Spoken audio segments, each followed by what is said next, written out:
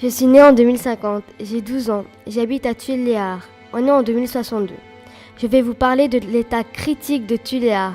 Ici, on utilise des serviettes humidifiées à l'huile minérale pour se laver. Si les familles sont nombreuses, les femmes doivent se couper court les cheveux. À cause du manque d'eau, on change nos habits tous les 3 jours. L'eau est maintenant un trésor rare. Le gouvernement élimine l'utilisation des voitures en les remplaçant par des moyens de transport en commun.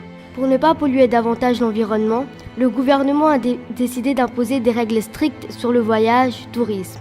Pour voyager, une personne doit recevoir l'autorisation du Bureau mondial. C'est eux qui décident si le voyage est nécessaire et calculent l'impact sur l'environnement. Des moyens de transport non polluants seront mis en valeur. On n'utilise plus que des énergies renouvelables, énergie solaire et énergie éolienne. Mes amis et moi, nous allons à la plage. Nous sommes en train de nous baigner quand, tout à coup, il commence à faire chaud. La mer devient chaude et elle commence à monter. Je vois de très loin une grosse vague se rapprocher vers nous. Je crie très fort, c'est un tsunami, fuyez! On prend des vélos et on arrive en ville. Il n'y avait plus d'eau. Les lacs et rivières restantes sont devenus noirs. Le temps qu'on regarde l'eau noire, la moitié de la ville est inondée. La route pour aller à Murundava est bloquée. Les aéroports sont inondés eux aussi. Brusquement, je suis en train de trembler. Mes amis crient « Tremblement de terre !» Les murs étaient en train de s'écrouler.